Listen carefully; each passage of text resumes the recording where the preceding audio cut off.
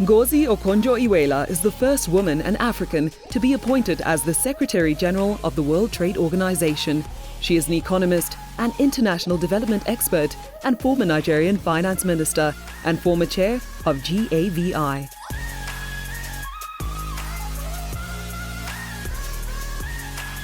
My name is Peace Hyde, and I am the West African correspondent for Forbes Africa. And today, it is with great honor to have the WTO DG, Dr. Ngozi Okonjo-Iweala, joining us for an inspirational session.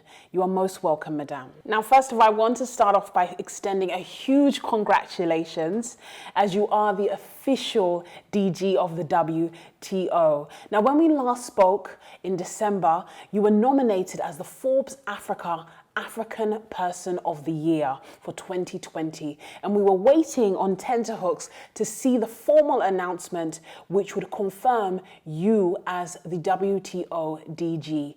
Fast forward to today, and that stumbling block is officially behind us. How does it feel? Well, first of all, I'm really so happy and honored and humbled. All the words you can think about people on the continent and the way they've reacted to this, and they've been so supportive. But what is also very nice for me is that people recognize that this is going to be a tough challenge. So it's not just about celebrating, it's also about support and prayers, because we're dealing with a very challenging institution that needs to be turned around, rebranded. It's a very important one for us on the continent, for developing countries.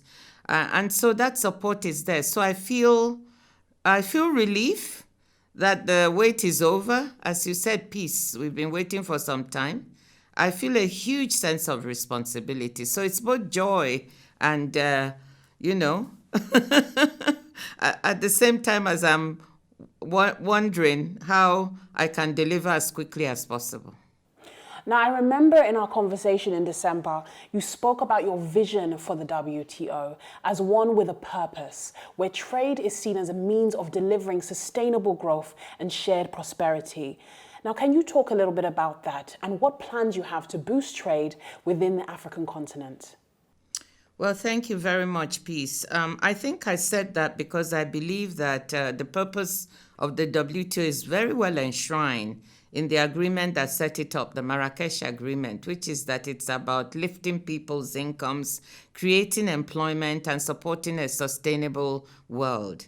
And so trade is about that. To me, trade is about people. So when you say plans, what we're looking at with respect to the continent, of course, is the huge achievement of the African Continental Free Trade Area that has come into being. And so how can the WTO support, how can WTO rules for trade make sure that they are supportive of what Africa is trying to do? So those are the things we're looking at. How can how can the WTO's rules also support investment in these countries? So for us on the continent to benefit, we have to think of adding value to the products that we produce. So we need a further investment. A good example for me is the pharmaceutical industry and the fact that we import more than 90% of the drugs we use on the continent. So when you are thinking about trade, yes, it's very good to have some strong rules that allow a free flow of goods in pharmaceuticals, but also to work with countries with investment facilitation, which is part of what the WTO does, to see how can countries create the right type of environment to push in investment, both domestic and foreign, so that we can build our own industries, create our own goods, create employment. And whatever the WTO can do to support that is what I'm going to push. Second, aid for trade can be used to buttress capacity building in many of our trading institutions. So we are going to try to, and in government. So we are going to try to also do that to support what we're trying to achieve, both with the African Continental Free Trade Area as well as with specific government programs. I'm not sure if you're aware, but once the announcement of the official position of yourself as the DG of the WTO hit the online world, there was a huge eruption of celebration. And one thing that stood out to me is a lot of young girls took up a challenge where they emulated your image. And it was so remarkable to see such young women imitating how you dressed, how you spoke, because they had been admiring you for a long time. And this was just yet another first that showed them why you were an amazing role model. Now, with so many firsts that you've achieved in your career, including the first woman to hold the position of finance minister, the first woman to be foreign minister, and now the first woman DG of the WTO, what would you say is your recipe for success? And what advice would you give to other women who are looking to emulate your remarkable growth story? Well, thank you very much. I hope that other women will not just emulate, but do better. I hope what I'm trying to do is show the way that women can do all these things and then sit back and enjoy watching other women achieve.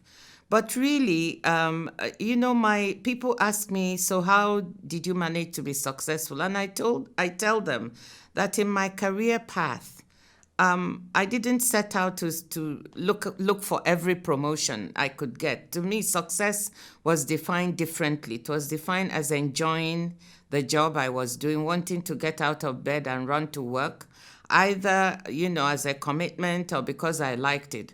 And I tell people I have my 70-30 recipe. I have to get out of bed 70% of the time wanting to go to work. Then I know I'm working on something that I really want to do, whether it's out of commitment or love for the job, for what I'm doing, yes. And the other 30%, nobody can be 100% ready to do the work things all the time. So what am I trying to say? I'm trying to say, pick something you enjoy. What I found that when I enjoy doing the work or when I'm committed to doing it, then the promotion comes because you're working anyway without even realizing you're producing your best. So that's to pick something you enjoy, whether it's in the private sector, public sector, non-governmental sector. The second thing is to give it your all. If you pick something you want to do, go at it wholeheartedly and give it the best you've got, and you'll find a lot of joy. The third thing is make sure it's about serving others. I think one of the reasons I enjoyed my career is because it was always trying to do something with others, and that's how my parents brought us up. We were always told that the education you have is not just for yourself, but you should consider it a privilege that should allow you to help others. And so I was constantly seeking to do that, either through public policy at a bigger level when you're a minister, or through practical examples of projects when I was at the World Bank. So, there's no cookie cutter answer, but one indelible thing. If you want to be successful, do things that you enjoy, where you can put in your best. Many believe that for there to be real equity, true prosperity, and sustainable development, more developed nations need to engage in a more win-win trade partnerships with the less developed world. What is your take on this, and how do you plan to address some of the inequalities experienced by less developed countries in the past? Well, thank you very much. The issue of inequity, globalization and changes in technology has led to a lot of prosperity and lifting hundreds of millions up, but it has also left some people behind. So you find that in rich countries, there are poor people who have been left behind, and that's what has led to a lot of nationalism and populism lately in the developed countries. But poor countries have also been left behind. So the issue is, how do we deal with this? How do we use the tools of development? And trade is one of those tools. So I consider, that trade is one of the areas we have to focus. So first, let me look at it from the perspective of trying to bring in marginalized populations. So there's a lot we're doing to look at the micro, medium, and small enterprises and the rules of trade that could help bring those enterprises into value chains, the regional and global value chains, where they can participate in global trade. So we're looking at how can we make rules that are supportive of micro, medium, and small enterprises for trade. How can we also work with governments and other organizations to get investment into those companies, because most of them face access to credit, liquidity crunches that are always a problem. Women in trade. You lift women up. There are 50% or more in many countries are running these micro, medium, and small enterprises. And you can see that by supporting e-commerce, electronic trade, many people are able to go on the platform now and sell products. So what rules can we make that can strengthen and bring them in? So looking at how to bring in marginalized populations, I think that is one of the critical areas that we can work in. Now, you were a key figure in the Vision 2020 that you helped create for Nigeria, servicing under 2 administrations. What must Nigeria, as one of the most important nations on the continent, do to achieve sustainable growth through trade? Well, I think there are a lot of things inside and outside that Nigeria needs to do. Actually, Africa, Africa is only 2 to 3% of global trade, and that has not been increasing, which is why we're very keen to use all the tools at our disposal to increase what we produce and sell those things. And that is why the WTO is important, because it provides a forum for multilateral trade. So what does Nigeria have to do? What do African countries have to do so that we don't enter into a lot of bilateral trade relationships with rich countries where we would be at a disadvantage? We must bring them to the multilateral negotiation table at the WTO, Nigeria included. But if you want to trade more, to be part of the global system, you need to step back and look internally at what do you produce. To trade more, I come back to that point. You have to produce more. So for Nigeria, I think we need to look at diversification of our products. As you can see, many countries are moving away from fossil fuels because they have high carbon emissions. They're turning to renewables. We have to think ahead in Nigeria. What does this mean? It's going to result in lower demand for oil and gas. So how do we look at the other sectors of the economy, at agriculture, for instance, as services, where we can produce and sell, both within the continent but outside? So a fundamental look at the structure of our economy. One of the important work you do is your work with COVAX and Gavi, the Vaccine Alliance, in ensuring Africa receives its fair share of COVID vaccines. Ghana has received theirs just this week, and some countries have received their first batch in addition to Ghana. So talk to me about the work that is going on and what is being done to ensure real priority groups get it first. Well, thank you. I know that there has been quite a lot of impatience, and rightly so, and questioning about when are we going to get vaccines on the continent, as we've watched 50 or 60 better off countries begin to vaccinate their populations at a fast rate. But thank God that COVAX, which is the facility that we developed internationally with WHO, Gavi, CEPI, and some other, and the international community coming together. I call it the only game in town to ensure that the 92 developing countries who are members get vaccines. And finally, last week, COVAX delivered the first batch of vaccines to Ghana, 600,000 doses of AstraZeneca vaccines. And 2 or 3 days ago, they delivered the first batch to Nigeria, about 4 million doses. And so the Côte d'Ivoire has also received, and you will see that within the next week or two, virtually all our countries will receive vaccines. So we are working with COVAX to make sure the first 20% of our populations are vaccinated through these deliveries. And then we go on to the next 20%. So COVAX might be able to get us to 37 to 40% of our population. And we are working very hard in reaching agreements with the various vaccine manufacturers. AstraZeneca is delivering now. We hope to get Johnson & Johnson, J&J, which is a single-dose vaccine, very soon, and it's also very easy to store. So COVAX is being supported by donations that are being given by the richer countries. And this is fine. The reason being that no one is safe in this COVID-19 world until everybody is safe. So it's also in the self-interest of the richer countries to support the poorer countries to get vaccines. So this is what COVAX is doing, taking that money, paying manufacturers ahead of time so that we can get access to doses. Yesterday was International Women's Day. And as we celebrate amazing women like yourself, what do you think needs to be done to ensure equitable and sustainable growth for women across Africa? Well, thank you. I am full of admiration for women across the continent.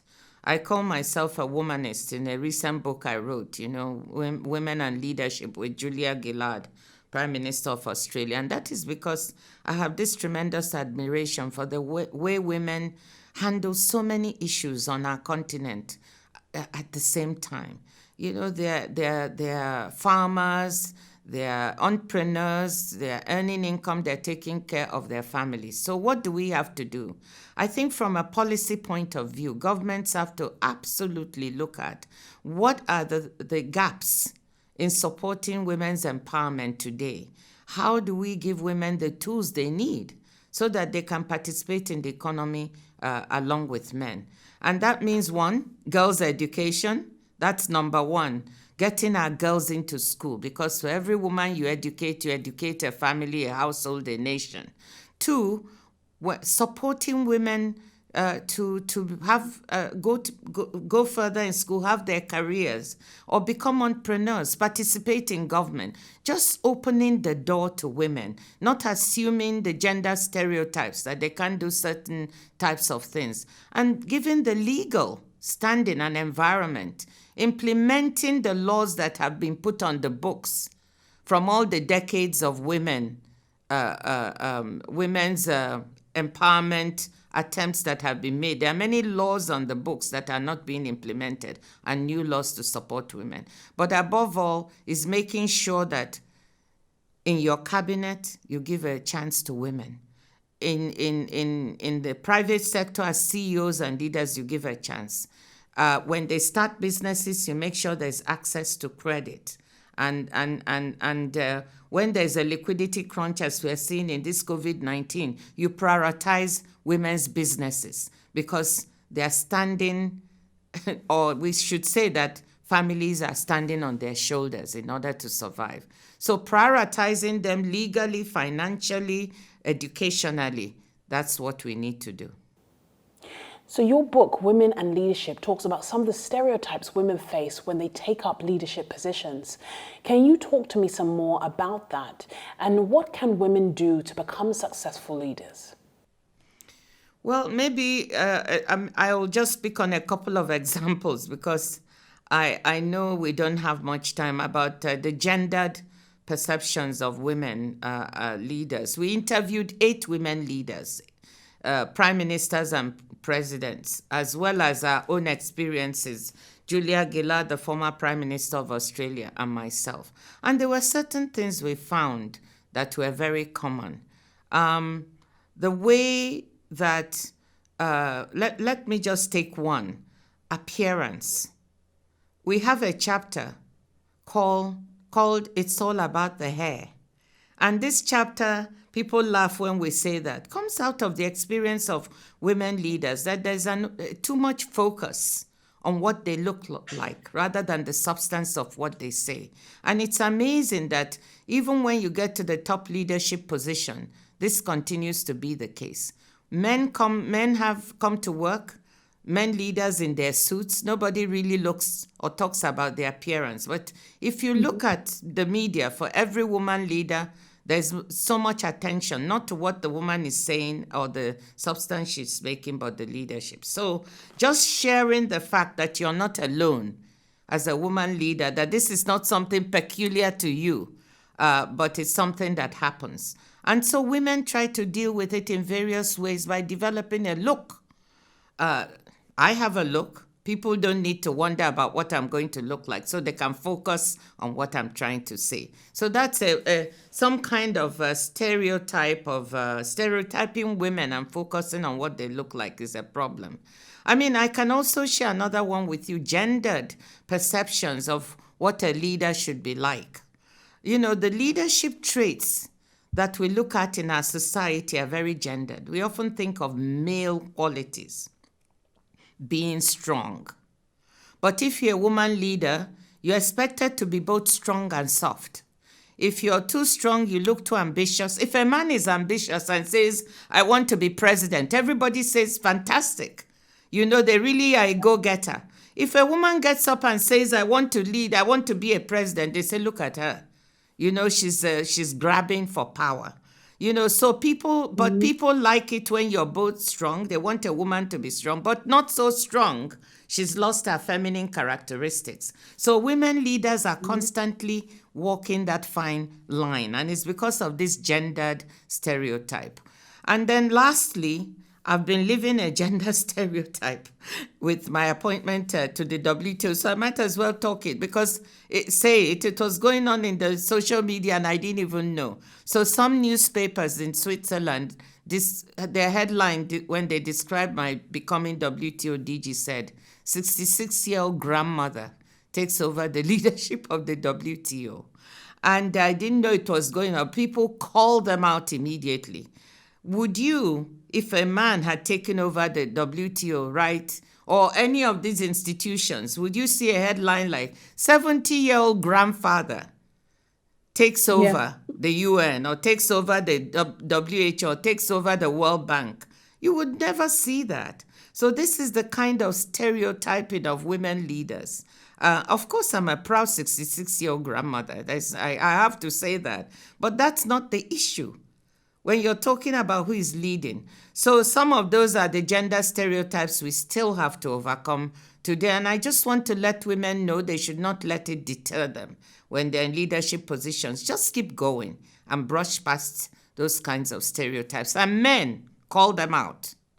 When you see that kind of stereotyping, it's more impactful if men call it out, as they did in my case, because people listen to them. Unfortunately, they might think women are just protesting too much. But when a man calls it out, it makes a difference. After another amazing feat, it is quite clear that excellence is officially your hallmark. But what does the future hold for Dr. Ngozi Okonjo-Iweala? Peace, what you're going to expect from me is to try and deliver on this job. This job is really challenging and I've got to focus.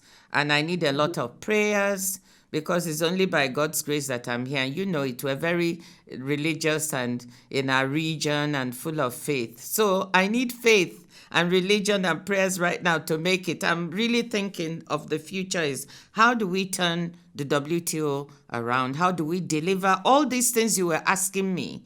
How can the WTO do more for trade, for marginalized people, for women, for our continent in Africa? Those are the things I'm focusing on. That's the future for me for now.